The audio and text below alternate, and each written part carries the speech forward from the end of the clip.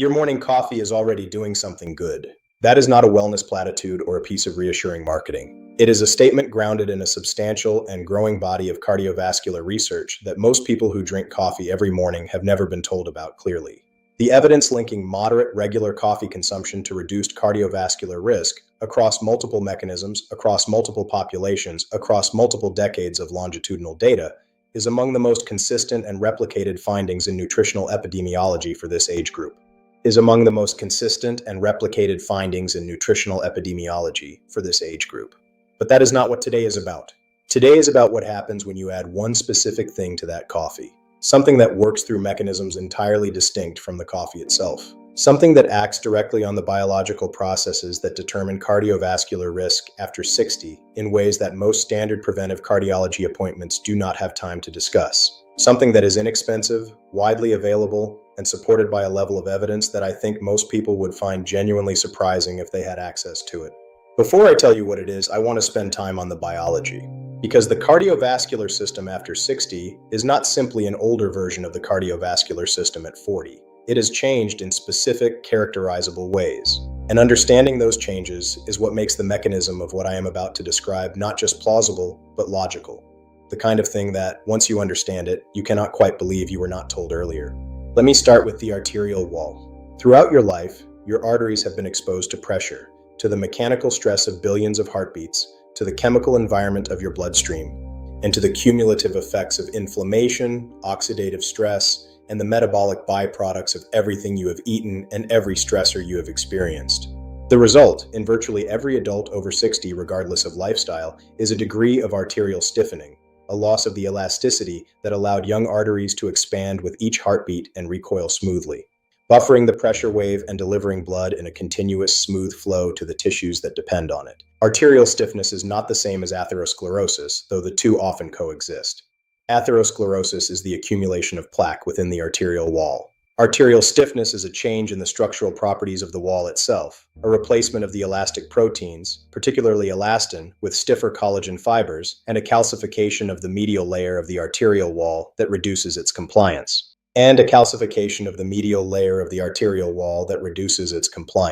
The consequence of arterial stiffness is that each heartbeat sends a pressure wave that travels faster through a rigid tube than through an elastic one, reflects back from the peripheral vasculature sooner, and arrives back at the heart while the ventricle is still in its filling phase, increasing the workload on the heart with every beat, contributing to the development of left ventricular hypertrophy and elevating pulse pressure in a way that is independently associated with cardiovascular risk.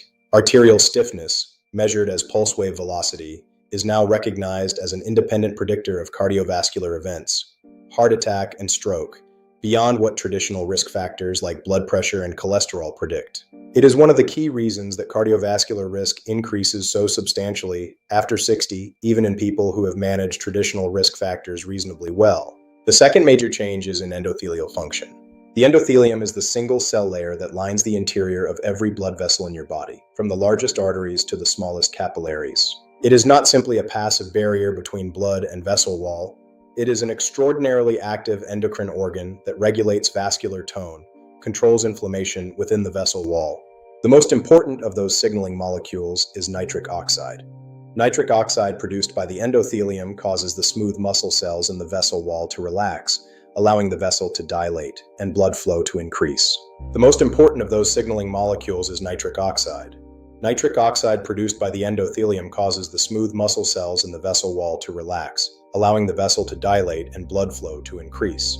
It also inhibits platelet aggregation, the clumping of platelets that is the first step in clot formation, and reduces the expression of adhesion molecules on the endothelial surface that would otherwise attract inflammatory cells into the vessel wall. Nitric oxide is, in other words, one of the most important endogenous cardioprotective molecules your body produces. Endothelial nitric oxide production declines with age. The enzyme responsible for it, endothelial nitric oxide synthase, or nNOS, becomes less active.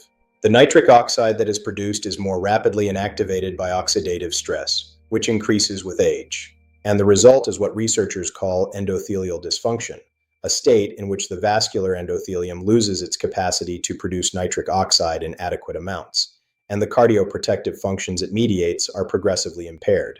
Endothelial dysfunction precedes atherosclerosis. It is measurable years before plaque becomes detectable on imaging. Endothelial dysfunction precedes atherosclerosis. It is measurable years before plaque becomes detectable on imaging, and it is now considered one of the earliest and most fundamental steps in the development of cardiovascular disease. The loss of the endothelium's protective function, creating the permissive environment in which the subsequent processes of inflammation, lipid oxidation, and plaque formation proceed. The third change is in the inflammatory environment. Chronic low-grade systemic inflammation, the same inflammaging I described in the cancer prevention context, has direct and well-characterized effects on cardiovascular risk.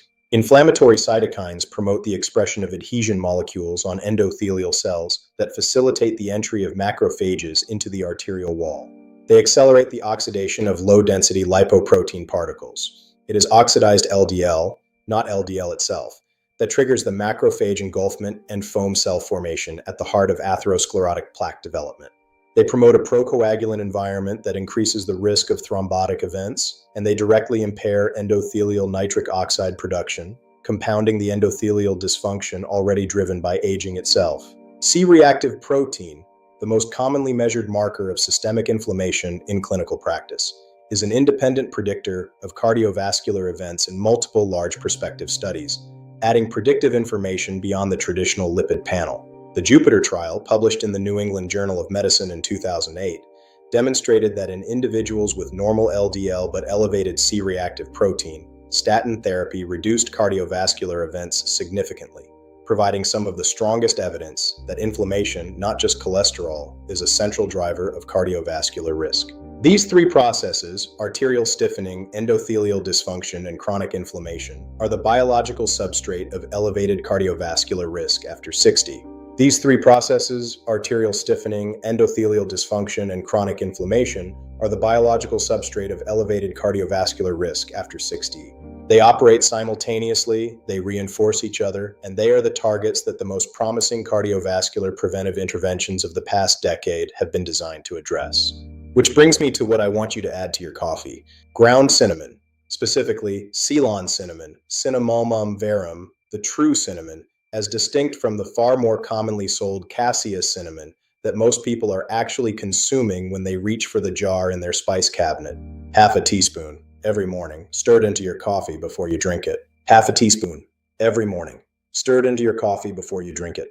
I want to walk through the evidence carefully because this is an area where the distinction between robust mechanistic and clinical evidence on one hand and exaggerated wellness claims on the other is important to navigate clearly. I am going to tell you what the research actually shows, where the evidence is strong, where it is still developing, and what the realistic expectation of benefit is, because honest communication about that distinction is what separates useful health information from the kind of oversimplified promises that ultimately erode trust. The cardiovascular evidence for Ceylon cinnamon operates through three primary mechanisms that map directly onto the three biological processes I described.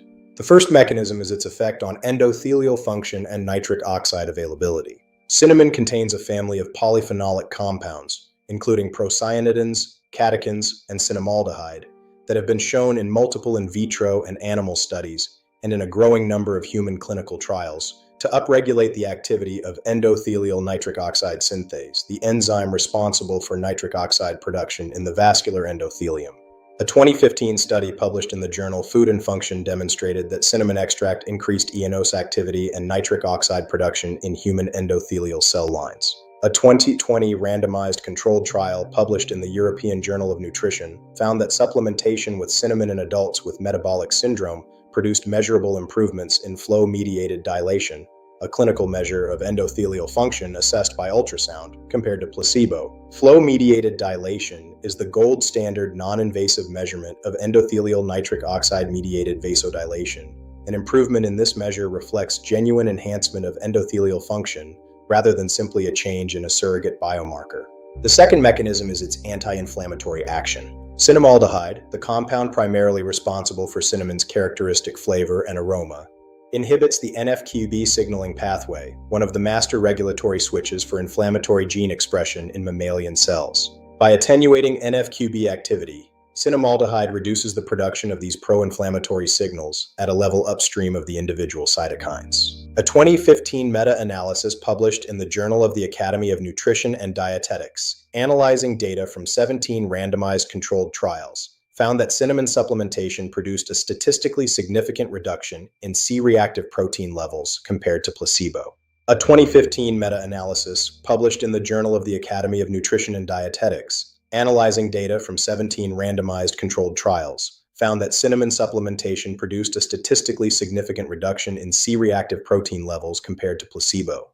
A subsequent 2020 systematic review in the journal Nutrients found similar results, with cinnamon supplementation associated with reductions in both CRP and interleukin-6 across multiple populations. The mechanism involves multiple pathways. Cinnamon compounds activate insulin receptor signaling pathways directly, improve GLUT4 glucose transporter translocation to the cell surface, and inhibit enzymes involved in insulin resistance development. I want to explain why this is relevant to cardiovascular risk specifically, because the connection is not immediately obvious. Those elevated insulin levels drive a cascade of cardiovascular effects. They promote sodium retention and blood pressure elevation. They stimulate the sympathetic nervous system in ways that increase heart rate and vascular resistance. They promote the proliferation of smooth muscle cells within the arterial wall that contributes to arterial stiffening, and they create a metabolic environment that accelerates endothelial dysfunction. Insulin resistance is now recognized as a central driver of the metabolic syndrome. The cluster of abdominal obesity, elevated blood pressure, elevated fasting glucose, elevated triglycerides, and reduced HDL cholesterol that dramatically amplifies cardiovascular risk. Cinnamon activates insulin receptor signaling pathways directly, improve GLUT4 glucose transporter translocation to the cell surface, and inhibit enzymes involved in insulin resistance development. A 2013 meta-analysis in the journal Nutrition Research, analyzing 10 randomized controlled trials, found that cinnamon supplementation produced significant reductions in fasting blood glucose, fasting insulin, and insulin resistance indices compared to placebo. A 2013 meta-analysis in the journal Nutrition Research, analyzing 10 randomized controlled trials, found that cinnamon supplementation produced significant reductions in fasting blood glucose, fasting insulin, and insulin resistance indices compared to placebo. A 2019 meta-analysis in Clinical Nutrition, incorporating data from more studies and larger sample sizes, confirmed these findings and additionally identified reductions in total cholesterol and LDL cholesterol associated with cinnamon supplementation. Cinnamon appears to reduce the hepatic production of very low-density lipoprotein particles, the precursors to LDL, through mechanisms involving its effects on hepatic insulin signaling and fatty acid metabolism. The reductions in LDL documented in the clinical trials are modest, typically in the range of 5 to 15%, but they are additive to the anti-inflammatory and endothelial effects and represent a genuine contribution to a more favorable cardiovascular risk profile. Now I need to address something directly because it is the most important practical detail of this entire conversation and the one that most people using cinnamon get wrong. Not all cinnamon is the same. The distinction between Ceylon cinnamon and cassia cinnamon is not a minor product differentiation. It is a medically meaningful difference that determines both the safety and the effectiveness of what I am describing. Cassia cinnamon, Cinnamomum cassia or Cinnamomum aromaticum, is the variety sold in the vast majority of grocery stores in North America and Europe. It is what is in the jar that says cinnamon on the spice rack of virtually every kitchen. It is significantly cheaper to produce than Ceylon cinnamon and has a stronger, more pungent flavor that most people associate with cinnamon. Most of the negative press around cinnamon safety comes from this variety. The reason is coumarin, a naturally occurring compound present in cassia cinnamon in concentrations that are dramatically higher than in Ceylon cinnamon. Coumarin has hepatotoxic potential, meaning it can damage liver tissue with regular, sustained exposure. The European Food Safety Authority has established a tolerable daily intake for coumarin and has flagged cassia cinnamon as a source of potential overexposure risk with regular daily consumption. The concern is not acute toxicity from a few uses, but cumulative liver exposure from habitual daily intake over months and years. Ceylon cinnamon contains coumarin at concentrations that are approximately 60 to 250 times lower than cassia cinnamon, depending on the specific lot and preparation. At the dose, I am recommending half a teaspoon per day. Ceylon cinnamon delivers a coumarin exposure well below any level of established concern for hepatic health. The bioactive polyphenols responsible for the cardiovascular effects I have described are present in both varieties, but Ceylon cinnamon is the form that can be used safely on a daily basis over extended periods, without the hepatotoxic concern that makes regular cassia use genuinely problematic for a daily habit. How to identify Ceylon cinnamon? It is sold by name. Look for the words Ceylon cinnamon or Cinnamomum verum on the label. It tends to be lighter in color than cassia, a tan or buff color rather than the reddish-brown of cassia. When it comes in stick form, Ceylon cinnamon forms multiple thin, fragile layers rolled together like a cigar, while cassia forms a single thick, hard scroll. The flavor is gentler and more complex, described as sweeter and more delicate than the strong, sharp flavor of cassia. Health food stores and online retailers carry it reliably. It costs more than cassia, but a container sufficient for several months of daily half-teaspoon servings remains genuinely inexpensive. The dose is half a teaspoon of ground Ceylon cinnamon per day. The research on cardiovascular outcomes clusters most consistently around this range. Now let me tell you exactly how to use this correctly, including the details that determine whether you get meaningful benefit or very little. The timing is your morning coffee for reasons that are partly practical and partly physiological. Adding it to hot coffee dissolves the powder effectively and masks any residual bitterness. Going higher does not proportionally increase benefit and begins to introduce the kind of overexposure consideration that makes any supplementation approach worth approaching with proportion. The goal is a consistent, modest daily input, not an aggressive dose. If you drink your coffee with milk or a plant-based alternative, add the cinnamon after the milk. The fat content in the milk helps bind the lipophilic polyphenol compounds and may improve their bioavailability relative to drinking it in black coffee. This is a small effect, but worth noting. Add the cinnamon to the coffee grounds before brewing, or stir it thoroughly into brewed coffee before drinking. Ground cinnamon does not dissolve completely in liquid, it is not water-soluble. And if you simply sprinkle it on top without stirring, much of it will remain on the surface and be left behind at the bottom of the cup. Mix it thoroughly. A small whisk or a vigorous stir with a spoon for 15 to 20 seconds ensures adequate distribution. I want to address what you can realistically expect and over what timeline, because expectation management is essential for any sustainable habit. If coffee is not part of your routine, if you drink tea or have moved away from caffeine for any reason, Ceylon cinnamon can be added to warm tea with comparable effect. The cardiovascular mechanisms are not dependent on the coffee vehicle. The coffee is the delivery system, not the active ingredient. The endothelial effects, the improvement in flow-mediated dilation that reflects enhanced nitric oxide-mediated vasodilation, have been documented within 4 to 8 weeks of consistent supplementation in clinical trials. This is not a change you will feel directly. Endothelial function is not something with a subjective correlate in most people, but it is measurable, and it is progressing in a protective direction from relatively early in a consistent daily practice. The endothelial effects, the improvement in flow-mediated dilation that reflects enhanced nitric oxide-mediated vasodilation, have been documented within 4 to 8 weeks of consistent supplementation in clinical trials. This is not a change you will feel directly. Endothelial function is not something with a subjective correlate in most people, but it is measurable, and it is progressing in a protective direction from relatively early in a consistent daily practice. The inflammatory marker reductions, the decreases in C-reactive protein documented across multiple trials, have been observed over periods of 8 to 12 weeks in most studies. Again, not something you feel, but something that is meaningfully shifting the biological conditions associated with cardiovascular risk. The glucose and insulin effects are among the fastest to appear. Some studies have documented measurable changes in fasting glucose and insulin sensitivity within 2 to 4 weeks. If you have been having your blood glucose monitored, this may be the first sign of a meaningful biological response. The lipid effects, the reductions in total cholesterol and LDL, tend to require longer consistent exposure, typically 12 weeks or more before they become consistently measurable in clinical trial data. None of these changes are dramatic in any single individual in any short period. Cinnamon is not a pharmaceutical agent producing the kinds of rapid, large magnitude changes that medications produce through highly specific biochemical mechanisms. It is a bioactive food component producing modest but consistent shifts in multiple cardiovascular risk factors simultaneously through mechanisms that overlap with and complement the body's own regulatory systems rather than overriding them. The value of that modest consistency, compounded over months and years, within the context of an overall diet and lifestyle that is itself oriented toward cardiovascular health, is what the epidemiological literature on dietary patterns and cardiovascular outcomes consistently identifies as meaningful.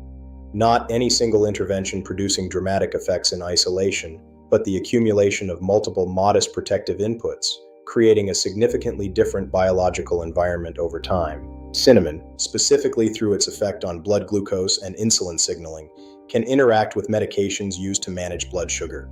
If you are taking metformin, sulfonylureas, insulin, or any other glucose-lowering medication, adding a daily blood sugar-modifying food to your routine requires awareness. For most people, the effect of half a teaspoon of cinnamon is modest and would not produce problematic hypoglycemia in the context of standard glucose-lowering therapy. But if you are managing blood sugar closely with medication, informing your physician of this addition is appropriate so that your monitoring can account for the potential additive effect. For most people, the effect of half a teaspoon of cinnamon is modest and would not produce problematic hypoglycemia in the context of standard glucose-lowering therapy.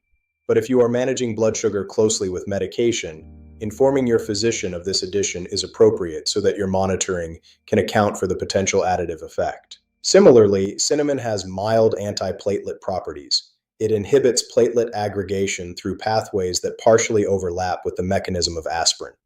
For people taking anticoagulant medications, warfarin, rivaroxaban, apixaban, or others, or who are on antiplatelet therapy, any addition of a substance with its own antiplatelet effect should be mentioned to a physician or pharmacist. The interaction risk at dietary doses is low, but transparent communication with your care team is always the appropriate default. For the majority of adults over 60 without these specific medication situations, half a teaspoon of Ceylon cinnamon in morning coffee is a safe, evidence-grounded, and genuinely accessible addition to a cardiovascular health strategy.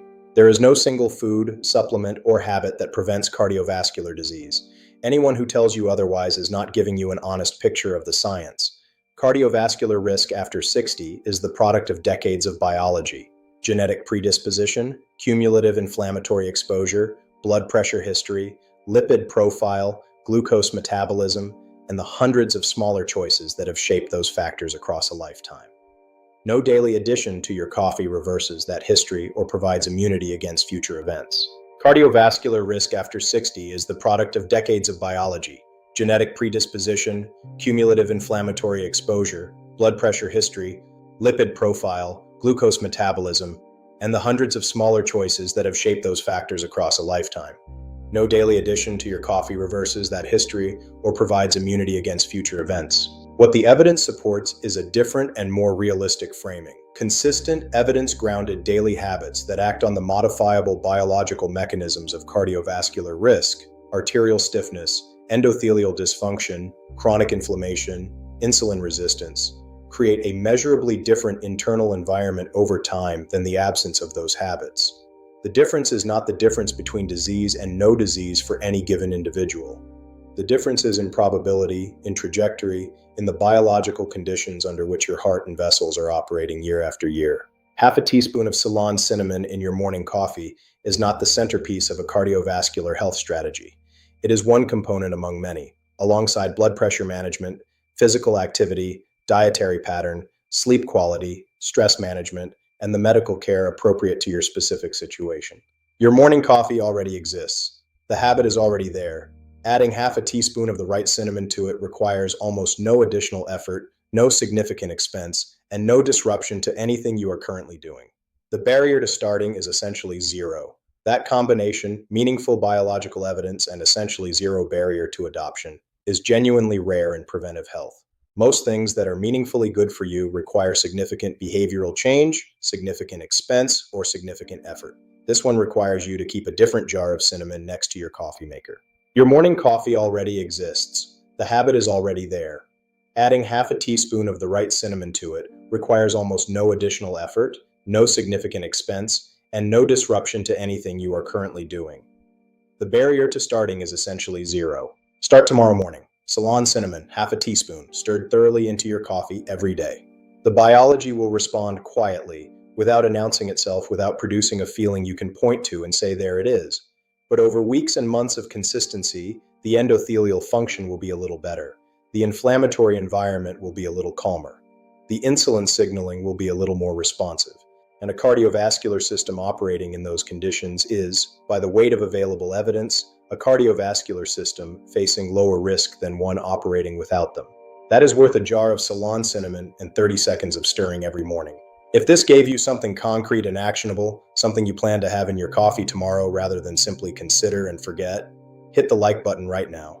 It tells this platform that practical, evidence-grounded cardiovascular health information for adults over 60 deserves a wider audience than it currently has. Subscribe and turn on the notification bell. Every week there is one video here built around what the research actually says, the mechanism, the evidence, the realistic expectations, without the oversimplification or commercial pressure that distorts most of what you find when you search for health information online. Leave a comment below answering this. Do you already use cinnamon in your cooking or coffee? And if so, do you know whether it is Ceylon or Cassia? That single piece of awareness may be more relevant to what you take from today than anything else. Write your answer below. I read every comment and respond when I can.